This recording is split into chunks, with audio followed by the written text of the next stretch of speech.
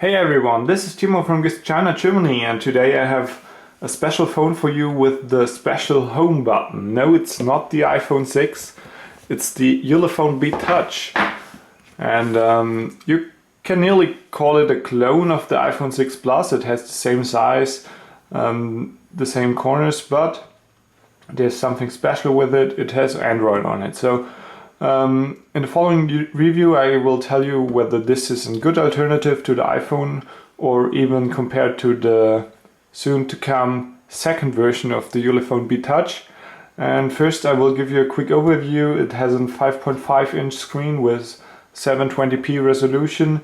It has an MT6752 with 1.7 GHz, and it has 3 gigs of RAM and 16 gigs of storage. Front LED flash, fingerprint scanner in the home button, and an IMX214 camera from Sony with 13 megapixels.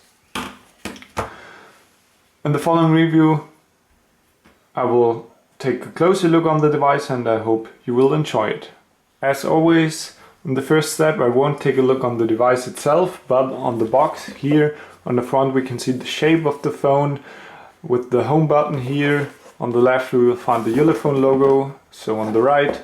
On the bottom we have a sticker with the email numbers, CE logo, FCC logo. On the top is another sticker, it says Ulefone Be Touch, and on the back there you can find the specifications that are already mentioned: 5.5 inch, 64-bit chip, Sony camera, 3 gigs of RAM, and so on. Ulefone Be Touch. Nothing special with the box. Many phones today have such a box now. If you lift the top, here normally is the phone. Take it out. No surprise. Quick start guide for Android. No special information here. Quick start guide from Ulefone. The same screen protector for the phone. You can apply it. There's no screen protector applied from the beginning.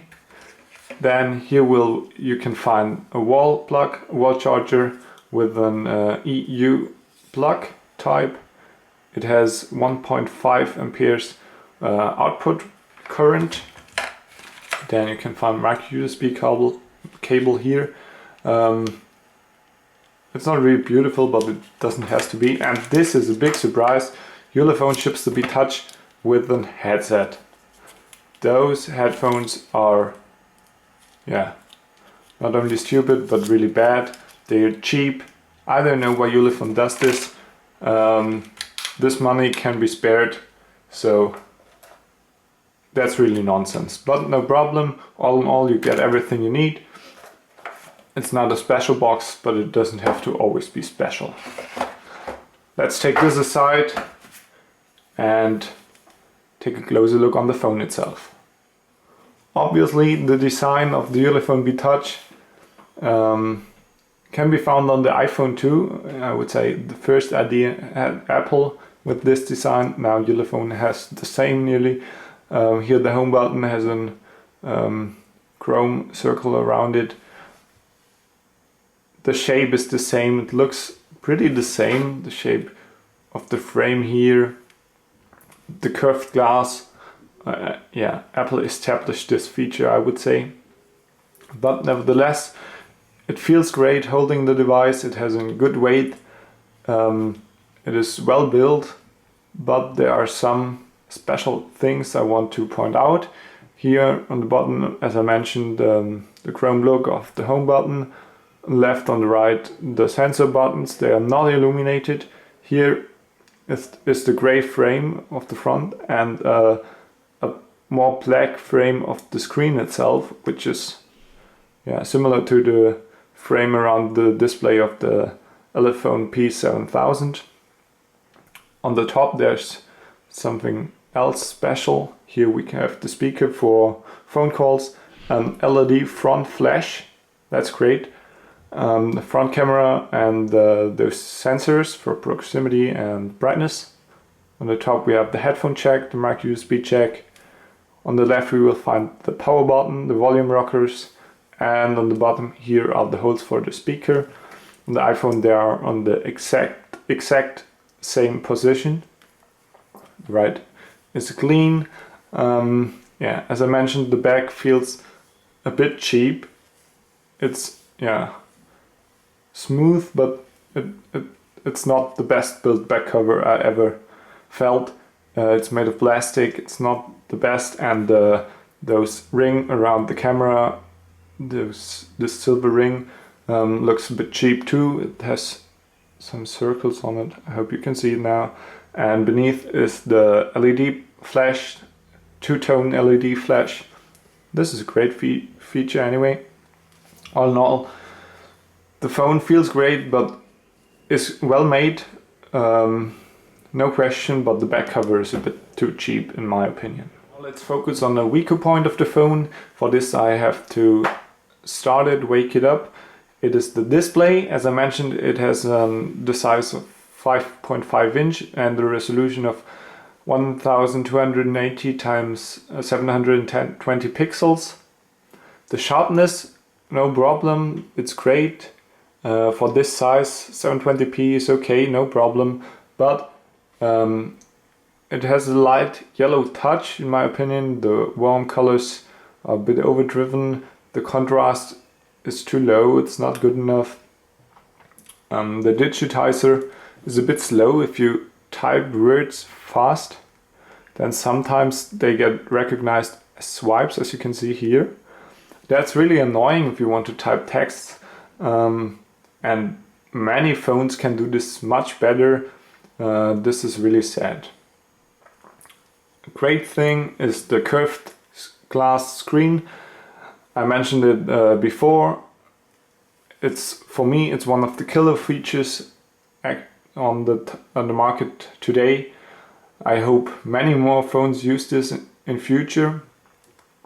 But the panel of the Ulefone Be Touch, the display, is a weakness of it. And even soon, you may say soon, the Ulefone Be Touch will come. It has a full HD screen, but the resolution is not the problem of this. It's the quality of the panel. And there are great 720p panels with 5.5 inch, but this is not one of it. And just because the resolution gets higher with the Ulefone Be Touch 2, it doesn't mean it has a greater screen, remember this. I already said something about the hardware of the device. It has an MT6752 chip with 1.7 GHz. Today most of the middle class phones have this hardware. 3 GB of RAM, most phones have this today too. Yeah, and combined with a 720p panel, this has a great performance. The software is optimized well in this case. Yeah, no problems with lags or force closes, nothing here. The performance is really awesome. And I won't say much about this, just show you some results of the benchmarks. Here we have Antutu, nearly 48,000 points. This is great. Geekbench, yeah, 4,000 points. Velamo benchmark, 3,000 points in the browser test, nearly 2,000 points in multi-core test. And here's some results of the GFX bench.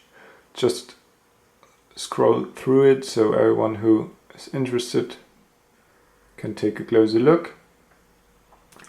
All in all, great performance of a great phone, but this hardware needs to have a great performance, otherwise it's not a good phone in my opinion. 3D performance with games is great. I will show you this later in the performance demonstration, so wait for this one. Regarding the software, we can say this has Android 5.0 on it, Lollipop. It is a great system, it looks beautiful, many great features, and as I mentioned before, the system here works very fluent, very smooth, no lags. This is great. I hope they soon will get an update to Android 5.1, but we don't know it yet.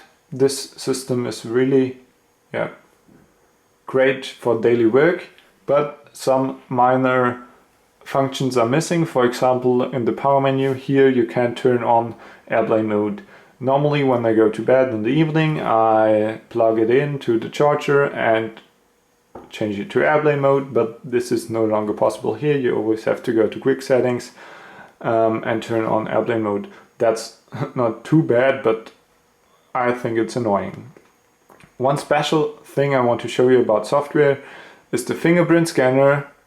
At the moment here are no registered fingerprints. When I enter this menu I can register new fingerprints, and as you see it has to recognize any finger I lay on the sensor now, and I put it on the sensor, but the phone doesn't recognize my finger here. This is really sad. So now it does suddenly no problem. Why does it do this? No one knows. If you restart it with no registered fingerprints, then you can register new ones. They work for 1, 2, 3, 4 hours, but then the scanner suddenly doesn't work anymore. It doesn't register any fingers. It doesn't register wrong ones. It's not that he doesn't recognize my finger, my thumb. No, it doesn't register any finger. And that's really sad. If it works, it's a great feature. It works the same way as the iPhone 6. You can lay your finger down here, push the home button, let the finger on the scanner, and yeah, it unlocks your phone. But as you can see, I think it's a hardware issue, maybe it's a software issue. I heard from other people that the scanner works great, they have no problem with it. I don't know why I have this problem. Maybe I got an... yeah, my scanner is broken, maybe this is the case. I hope it, because it's really a great feature. It's on a great position. If the phone lays on the table, you can just put the finger on it and it unlocks. This is great, and it's pretty fast. It takes less than 1 second or maybe half a second, but it doesn't always work well. Another thing I wanted to show you is the quality of the built-in speaker. I will just play some music for you so you can see it on your own.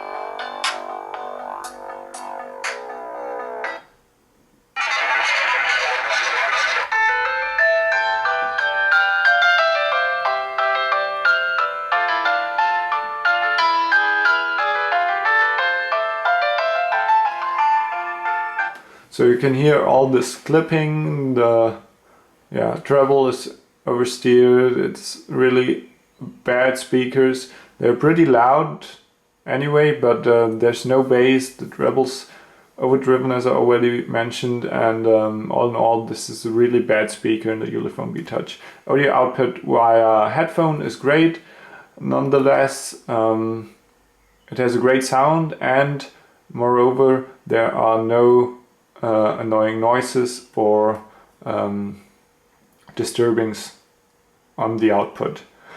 Remote controls of the headphones doesn't work great, especially in my place. I have OnePlus Silver Bullet headphones.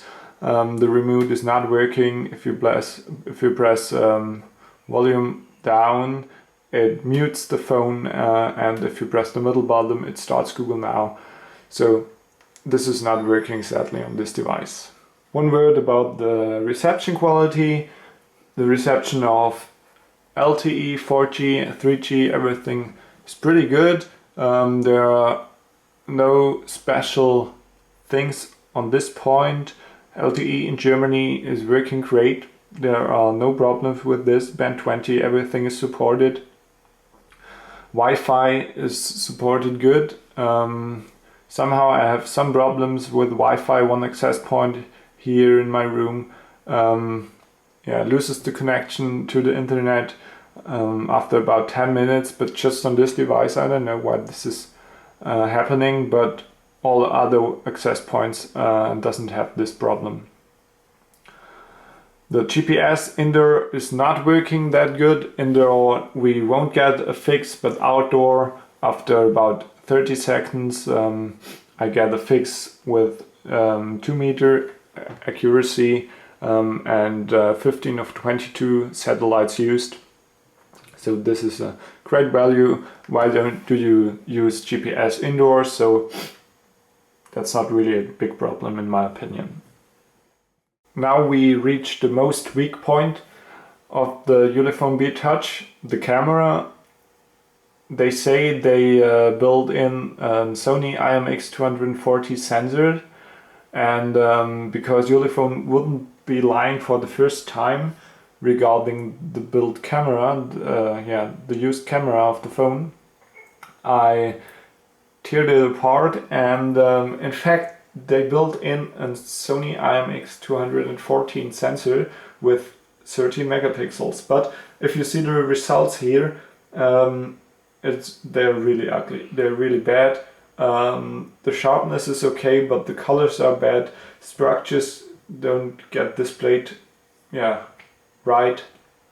Everything's one great thing, and the pictures are really bad. If you look at videos, if you have movings, everything's going together, they're really bad too. I don't know why the software of the camera sensor is that bad. They have to improve this soon, because the hardware is great. If you compare it to pictures of the Oppo Find 7 or the OnePlus One, they can do much better pictures with the same hardware.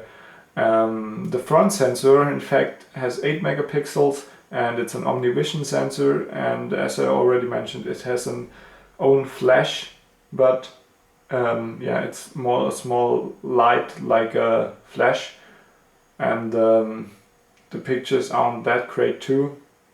They are all quite dark, and in the dark it's very noisy of the front camera, but on selfies you're not that it's not that important, but I would have expected a much better camera quality all in all. Nevertheless, the back flash, dual LED flash, is quite bright and you can light out dark areas good, but if the sensor itself doesn't work good, this doesn't help anything. Last point on the Ulefone Be Touch is the battery.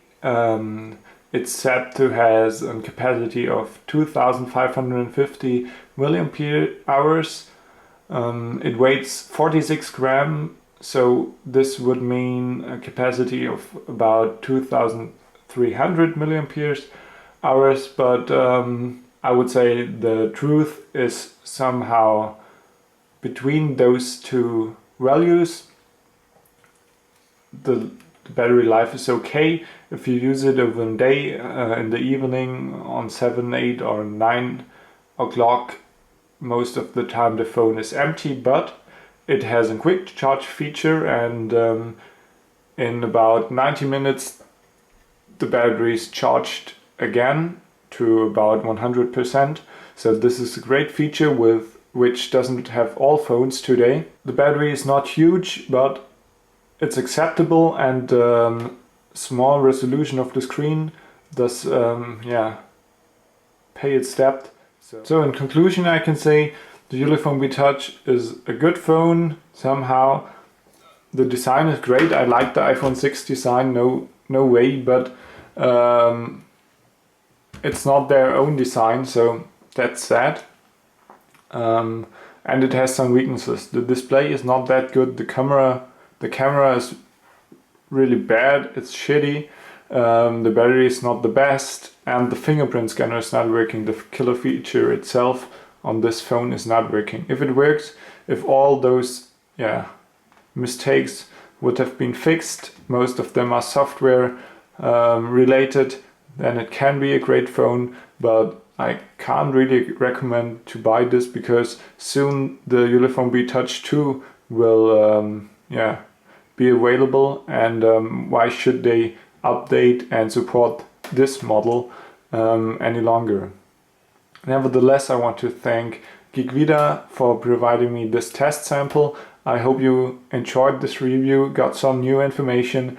And if you liked it, take a look on our other YouTube videos. Look over at Google Plus or Facebook, and thank you for watching it. In the following you will find the performance demonstration to see that the performance is really great.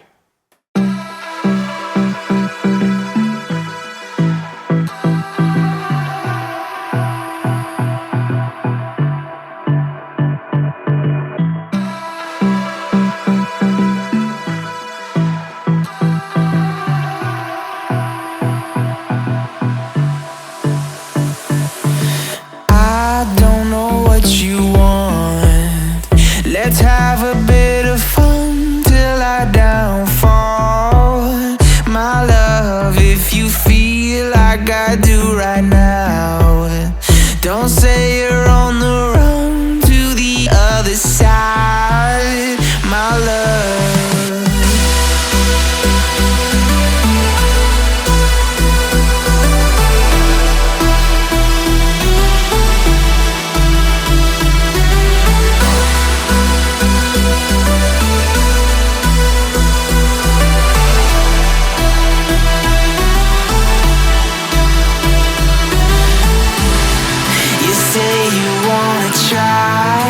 But you never do. Sugar, there's a reason why we lose. You say you wanna cry, but you never do. Sugar, there's a reason why we lose.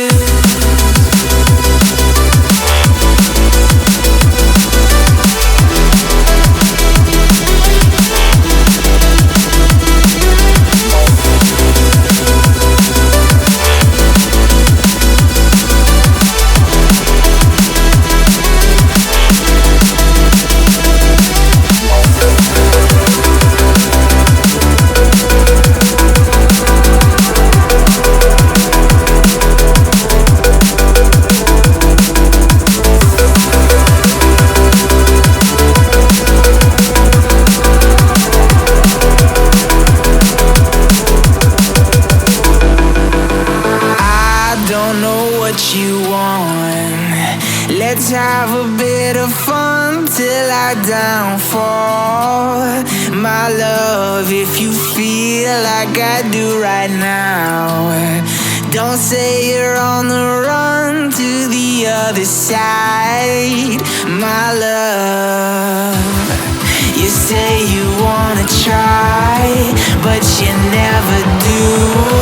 Sugar, there's a reason why we lose.